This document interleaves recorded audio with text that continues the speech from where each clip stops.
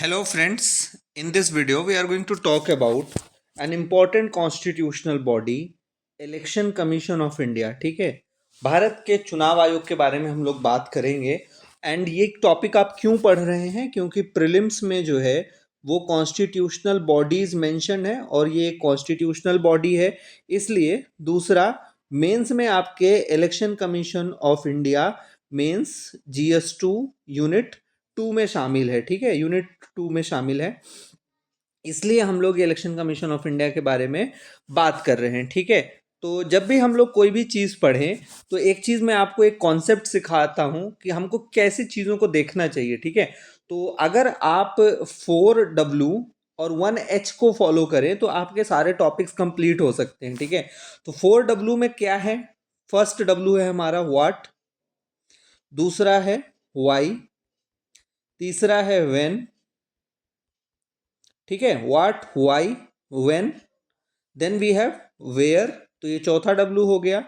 और 1H how. ठीक है, तो आप जब भी पढ़ें तो आपको ये ध्यान रखना चाहिए कि क्यों पढ़ रहे हैं, क्या पढ़ रहे हैं और इससे क्या फ़ायदा होगा और कैसे होगा। ठीक है, तो सबसे पहले हम देखते हैं कि इलेक्शन कमीशन ऑफ इंडिया जो है हमारी किस तरह की बॉडी है। It is a constitutional body established under article 324 of the constitution. ठीक है, तो कॉन्स्टिट्यूशनल बॉडी क्यों है? क्योंकि आर्टिकल 324 में मेंशन्ड है। और इलेक्शन से जुड़े हुए जो हमारा पार्ट है वो कौन सा है, ध्यान रखिएगा, पार्ट 15 है। और आर्टिकल्स जो हैं 324 से लेके 329 तक इससे डील करते हैं। इनके बारे में जो डिटेल है वो हम लोग नीचे देखेंगे, पर एक बेसिक यहीं पर समझ लेते हैं कि part 15 article 324 to 329 it is a constitutional body and it is responsible for conducting elections for. ठीक है, तो ये किन किन चीजों के इलेक्शन कराती है या किन के लिए? पार्लियामेंट के लिए। पार्लियामेंट बोले तो लोकसभा एंड राज्यसभा, और प्रेसिडेंट भी पार्लियामेंट का पार्ट होते हैं, तो प्रेसिडेंट का भी इलेक्शन जो है वो इलेक्शन कमीशन ऑफ इंडिया कराती है। इसके अलावा स्टेट लेजिस्लेचर का, वाइस प्रेसिडेंट का, इनके सारों के इलेक्शन के लिए कौन सी बॉडी जिम्मेदार है? Election commission of India. ठीक, तो ये हम लोग याद रखेंगे। जो पंचायत के इलेक्शंस होते हैं या म्युनिसिपैलिटीज के इलेक्शंस होते हैं, नगर निगम के, नगर पालिका के, नगर परिषद के, इनको कौन कंडक्ट कराता है? इनको स्टेट इलेक्शन कमीशन, जो कि अलग आर्टिकल में मेंशन्ड है। यहां पर हम सिर्फ बात कर रहे हैं इलेक्शन कमीशन ऑफ इंडिया की, तो इलेक्शन कमीशन ऑफ इंडिया सिर्फ 4 चीजों के इलेक्शंस के लिए रिस्पॉन्सिबल है। That is election to parliament, state legislature, president and the vice president. तो ये चीज हमने समझ ली कि it is a constitutional body responsible for conducting elections for parliament, state legislature, president and vice president. ठीक, इसके बाद इलेक्शन कमीशन ऑफ इंडिया को बोला जाता है it is an all India body. ये ऑल इंडिया बॉडी है, क्यों है? Because it is common to both central and state governments. तो ठीक है, सेंट्रल के भी जो इलेक्शंस होते हैं पार्लियामेंट के, स्टेट गवर्नमेंट के भी जो इलेक्शंस होते हैं स्टेट लेजिस्लेचर के, वो इलेक्शन कमीशन ऑफ इंडिया ही कराता है। So it is an all India body. इसके अलावा हम लोग एक और चीज याद रखेंगे इसके बारे में, वो ये कि it is N autonomous body. ठीक है, तो ये एक ऑटोनॉमस बॉडी है। ठीक है, इसकी फंक्शनिंग में बहुत ज़्यादा एग्जीक्यूटिव का इंटरफेरेंस नहीं होता है। ठीक, तो ये हमारा हो गया इलेक्शन कमीशन ऑफ इंडिया से रिलेटेड। अब हम लोग थोड़ी सी इसकी हिस्ट्री देख लेते हैं। इलेक्शन कमीशन ऑफ इंडिया की हिस्ट्री क्या है? तो इलेक्शन कमीशन को कब एस्टेब्लिश किया गया? Election commission of India was established in accordance with the constitution on 25 जनवरी 1950। 25 जनवरी 1950 को इलेक्शन कमीशन ऑफ इंडिया को एस्टेब्लिश किया गया, और 25 जनवरी को ही हमारा जो है नेशनल वोटर्स डे भी मनाया जाता है। ठीक है, तो राष्ट्रीय मतदाता दिवस आपका कब मनाया जाता है? नेशनल वोटर्स डे 25 जनवरी को। ठीक है, तो इस दिन जो है इलेक्शन कमीशन के एस्टेब्लिशमेंट हुआ था। हमारे जो पहले चीफ इलेक्शन कमिश्नर थे वो कौन थे? सुकुमार सेन। सुकुमार सेन साहब जो हमारे पहले चीफ इलेक्शन कमिश्नर थे। और जो पहली महिला चीफ इलेक्शन कमिश्नर थी वो थी वीएस रामादेवी। वीएस रामादेवी, और ध्यान रखिएगा कि वीएस रामादेवी के नाम एक और रिकॉर्ड है कि she was the shortest chief election commissioner. सबसे कम समय के लिए मुख्य चुनाव आयुक्त कोई रहा है तो वो वीएस रामादेवी रही हैं। और सबसे लंबे समय के लिए जो चुनाव आयुक्त रहे हैं हमारे, वो रहे हैं कल्याण सुंदरम। तो ध्यान रखिएगा, कल्याण सुंदरम सबसे लंबे समय के लिए। एमपीपीएससी की खासकर जो लोग तैयारी कर रहे हों वो इनका नाम ध्यान रखेंगे, क्योंकि एमपीपीएससी प्रीलिम्स में ऐसे क्वेश्चंस पूछे जाते हैं। यूपीएससी ने अभी तक इस चीज को रजिस्ट किया है, they don't ask such questions. तो कॉम्पोजिशन की हम लोग बात करें तो कॉम्पोजिशन में इलेक्शन कमीशन जो है at present it consist of a chief election commissioner, एक चीफ इलेक्शन कमिश्नर होते हैं और 2 अदर इलेक्शन कमिश्नर्स होते हैं, यानी टोटल हो गए 3, एक सीईसी +1 +2 ईसीज, ठीक है। अब इनकी अपॉइंटमेंट कौन करता है? They are appointed by the president, president इनकी अपॉइंटमेंट करते हैं। और किसके रिकमेंडेशन पर करते हैं? एक कमिटी जो है अभी हाल ही में बनी है, it is they are appointed by president on the recommendation of a committee headed by prime minister, a union minister nominated by prime minister, जो अभी होम मिनिस्टर को उन्होंने नॉमिनेट कर रखा है, and leader of opposition in the Lok Sabha, जो वर्तमान में राहुल गांधी जी हैं, ठीक है। तो ये ध्यान रखेंगे, it is they are appointed on the recommendation of a committee, जिसमें प्राइम मिनिस्टर उसके हेड होते हैं, union minister nominated by prime minister and leader of opposition in the Lok Sabha.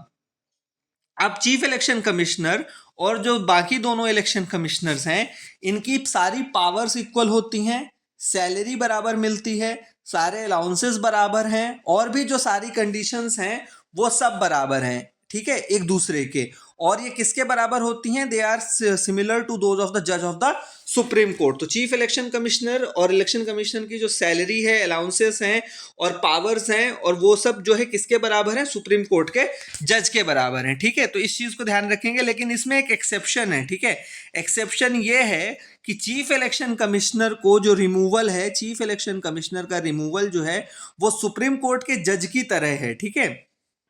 लेकिन जो बाकी इलेक्शन कमिश्नर्स हैं उनको चीफ इलेक्शन कमिश्नर के रिकमेंडेशन पर प्रेसिडेंट द्वारा हटाया जा सकता है, ठीक है। तो ये एक बहुत ही बेसिक फैक्ट है, बहुत ही मतलब इंटरेस्टिंग फैक्ट है। तो इसको हम लोग याद रखेंगे कि इलेक्शन कमिश्नर्स को चीफ इलेक्शन कमिश्नर की रिकमेंडेशन पर हटाया जा सकता है, पर चीफ इलेक्शन कमिश्नर को सिर्फ और सिर्फ सुप्रीम कोर्ट के जज की जो रिमूवल प्रोसीजर है उसी तरह से हटाया जा सकता है, ठीक। इसके अलावा अगर हम बात करें तो अभी हम लोग देख रहे हैं कि chief election commissioner +2 election commissioners हैं, पर शुरू में ऐसा नहीं था। ये प्रेसिडेंट को पावर दी गई है कि उनको जितने इलेक्शन कमिश्नर्स अगर लगता है तो वो अपॉइंट कर सकते हैं। तो 1950 से लेकर के 1989 तक जो है हमारे सिर्फ एक चीफ इलेक्शन कमिश्नर होते थे और वही पूरा इलेक्शन कंडक्ट कराते थे। फिर 1989 में जब 61st कॉन्स्टिट्यूशनल अमेंडमेंट एक्ट आया, 61st कॉन्स्टिट्यूशनल अमेंडमेंट एक्ट, जिसके जरिए जो वोटिंग एज है वो 21 से घटा करके 18 ईयर्स कर दिया गया, ठीक है। तो ऐसे टाइम पे बहुत सारे नए लोगों को जोड़ना था, तो 2 और इलेक्शन कमिश्नर्स को अपॉइंट किया गया, ठीक है। तो 1989 से लेके 1990 जनवरी तक, छोटे समय के लिए जो है, अक्टूबर 1989 से जनवरी 1990 तक 3 इलेक्शन कमिश्नर्स रहे। फिर 1990 में वापस से 2 को हटा दिया गया and commission became a single member body. फिर 1993 में इसको चेंज किया गया एंड 1993 से लेकर 2025 तक जो है अभी इलेक्शन कमीशन जो है it is a multi member body consisting of 1 chief election commissioner +2 election commissioners, ठीक है। तो ये चीज हम लोग यहां पर याद रखेंगे। Then we have tenure. अगर टेन्योर की बात करें हम लोग तो टेन्योर कितना होता है? 6 साल, 6 ईयर्स और 65 years of age whichever is earlier. तो 6 साल या 65 साल की उम्र, 6 साल का कार्यकाल पूरा हो जाए या 65 साल की उम्र हो जाए, जो भी पहले होता है, तो उसके बाद आपको रिटायर करना होता है। रेजिग्नेशन ये किसको देते हैं? अगर मान लीजिए चीफ इलेक्शन कमिश्नर या इलेक्शन कमिश्नर को रिजाइन करना हो तो वो अपना रेजिग्नेशन लेटर प्रेसिडेंट को देते हैं। अब रिमूवल की बात कर लेते हैं। रिमूवल जो है वो same manner and on the same grounds as a जज ऑफ द सुप्रीम कोर्ट, ठीक है। तो ये ध्यान रखिएगा। इसका मतलब ये हुआ कि चीफ इलेक्शन कमिश्नर को तभी हटाया जा सकता है when a resolution is passed to that effect by both the houses of parliament with special majority. दोनों हाउसेस स्पेशल मेजॉरिटी के साथ पास करें, और उसके 2 ही कारण हो सकते हैं, either on the ground of proved misbehaviour और इनकैपेसिटी। तो ये मतलब इसका रिमूवल का प्रोसेस है। अब इलेक्शन कमीशन जो है बहुत ही इंपॉर्टेंट बॉडी है, तो इसके इंडिपेंडेंस के लिए जो है वो क्या प्रोविजंस किए गए हैं कि ये स्वतंत्र रहे, निष्पक्ष होकर के, इम्पार्शियल होकर काम किया रहे।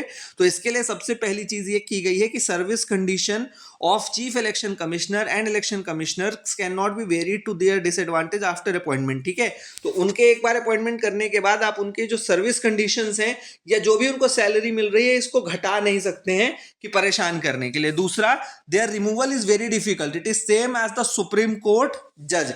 अभी तो अपॉइंटमेंट में भी एक चीज आ गई है कि they are appointed by a multi member committee on the recommendation of a multi member committee by president. तो ये भी उनकी इंडिपेंडेंस को लेकर के एक एश्योरेंस है कि election commission acts as an independent body. इसके बाद हम लोग फंक्शंस देख लेते हैं। ठीक है, फंक्शंस में क्या है, एमपीपीएससी में क्वेश्चन पूछ सकता है आपसे 7 मार्कर या 11 मार्कर में कि इलेक्शन कमीशन के क्या क्या फंक्शंस है। तो पहला फंक्शन हम सभी को पता है, to conduct elections for parliament, state legislature, president and vice president. दूसरा फंक्शन है to determine the territorial areas of the electoral constituencies throughout the country on the basis of the delimitation commission act of parliament. इसको सरल भाषा में समझ लेते हैं। जो दूसरा फंक्शन हमने देखा है वो ये कि कौन सी विधानसभा या लोकसभा क्षेत्र कितना बड़ा होगा और किस क्षेत्र में कौन सी विधानसभाएं होंगी, इसको तय करता है इलेक्शन कमीशन। ठीक है, इसके बाद जो है तीसरा जो फंक्शन है उनका वो है to prepare and periodically revise electoral roll, जो इलेक्टोरल रोल्स होती हैं, and to register all eligible voters, जितने भी लोग मतलब एलिजिबल हैं वोटर होने के लिए उनको रजिस्टर करना। फिर है to notify the dates and schedules of elections and to scrutinise nomination papers. ठीक है, तो कब इलेक्शन होगा, उसकी क्या डेट होगी, उसको नोटिफाई करना। सेकेंड इज जो पेपर्स जो आते हैं, जो कैंडिडेट वहां पे खड़े हो रहे हैं इलेक्शंस के लिए, उन सभी के पेपर्स को देखना, उनकी जांच करना है कि उन्होंने कोई गलत चीज तो नहीं दी है या सही जानकारियां दी हैं या नहीं दी हैं। इसके बाद उनका जो नेक्स्ट फंक्शन है that is to grant recognition to political parties and allot election symbols to them. तो जितनी भी पॉलिटिकल पार्टीज उनको रिकॉग्निशन देना।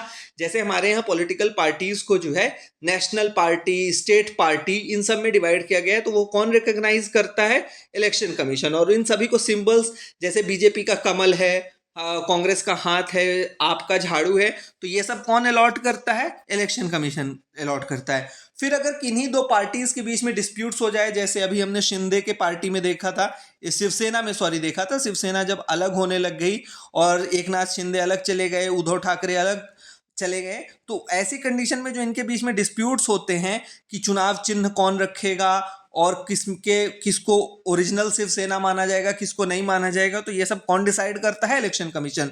To act as a court for settling disputes related to granting of recognition political parties and allotment of election symbols to them. तो ये भी election commission का काम है। इसके बाद जो दो और इंपॉर्टेंट काम है इनके, to advise the president on matters relating to disqualification of the members of parliament. ठीक है, तो मेंबर ऑफ पार्लियामेंट्स के डिस्क्वालिफिकेशन अगर करना है या वो अयोग्य हो जाए तो उसमें कौन सलाह देता है, इलेक्शन कमीशन ऑफ इंडिया राष्ट्रपति को सलाह देते हैं और फिर उसकी सलाह पे काम होता है। उसी तरह से अगर मेंबर ऑफ स्टेट लेजिस्लेचर को डिस्क्वालीफाई करना है तो गवर्नर को advice election commission of India द्वारा दी जाती है। तो ये दो फंक्शंस हमने देख लिए। इसके बाद नेक्स्ट फंक्शंस जो है वो है, अगर मान लीजिए कहीं पर रिगिंग हो जाए या बूथ कैप्चरिंग हो जाए, वायलेंस हो जाए इलेक्शंस के टाइम पे, तो चुनावों को रद्द करना, to cancel polls in the event of rigging, booth capturing, violence and other irregularities. इसके बाद जो नेक्स्ट फंक्शन है उनका वो है कि प्रेसिडेंट रूल के टाइम पे प्रेसिडेंट को ये बताना कि अब इलेक्शंस हो सकते हैं उस स्टेट में नहीं, अगर एक साल से ज्यादा इमरजेंसी को बढ़ाना है तो। To advise the president whether elections can be held in a state under president's rule in order to extend the period of emergency after 1 year. ठीक, तो ये है।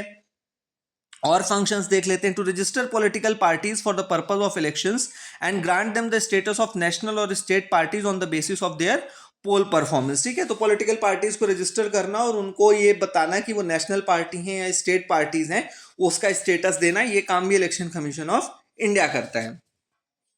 अब हम लोग जो है इलेक्शन ऑफिसर्स देख लेते हैं कि कौन कौन से इलेक्शन ऑफिसर्स होते हैं। तो at the India level we have chief election commissioner and 2 election commissioners.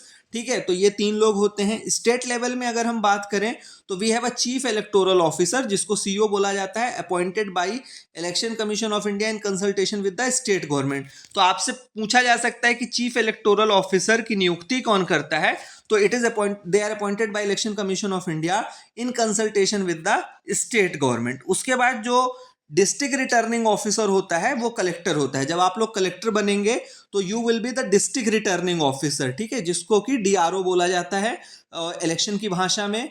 और उसके बाद रिटर्निंग ऑफिसर एक होता है आरओ, ठीक है।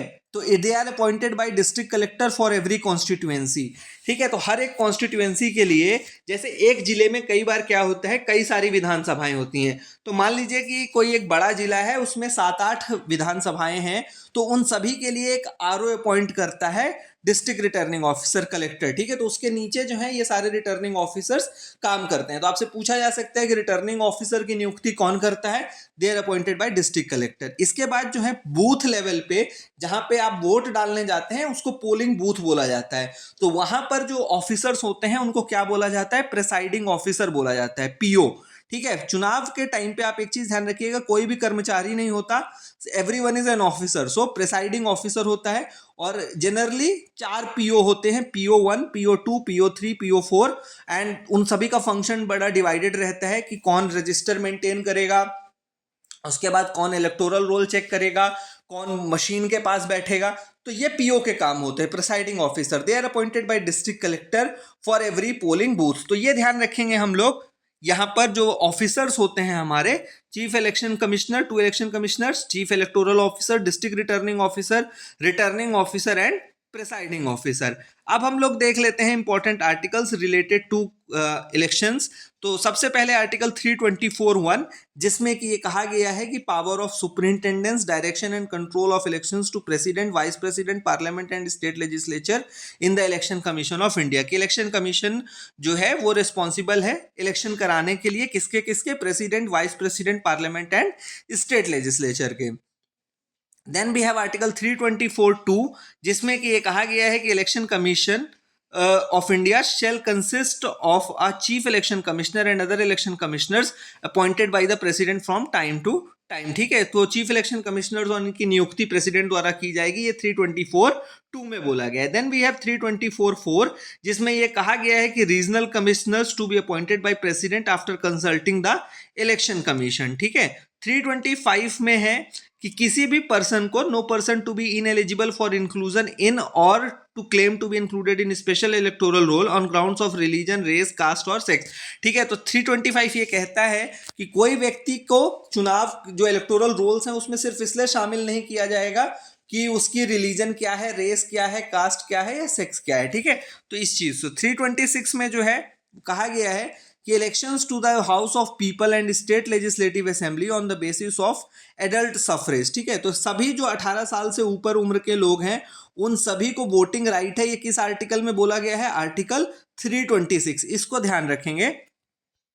Then we have article 327 and 328। 327 में जो है पार्लियामेंट को पावर दी गई है to make provisions with respect to election of legislature, और 328 में स्टेट लेजिस्लेचर को पावर दी गई है to make provisions with respect to election to state legislature. इसके बाद जो हमारा लास्ट आर्टिकल है, article 329, that is bar to interference by court in electoral matters. कुछ चीजों में कोर्ट्स को मना किया गया है कि आप इलेक्टोरल मैटर्स में इंटरफेरेंस नहीं करेंगे, ठीक है। तो ये सारे प्रोविजंस हैं और ये इलेक्शन कमीशन ऑफ इंडिया के बारे में सारी इंपॉर्टेंट थिंग्स हैं। तो आई होप आपको ये वीडियो अच्छा लगा होगा। Thank you and have a nice day.